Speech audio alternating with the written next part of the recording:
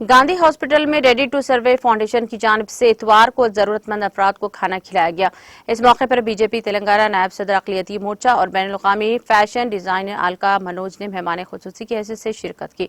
इस मौके पर अलका मनोज ने कहा कि फाउंडेशन के बानी शंकर जी, जो गुज़िश्ता 11 साल से अपने दोस्त प्रवीण गुप्ता जी के साथ हर इतवार को जरूरतमंद कम से कम 400 अफराद को खाना खिलाते हैं। उन्होंने फाउंडेशन की जानिब से गांधी हॉस्पिटल में खाना तकसीम करने पर बानी शंकर जी पर प्रवीण जी जज्बे खिदमत खल्क की भरपूर सताइश की।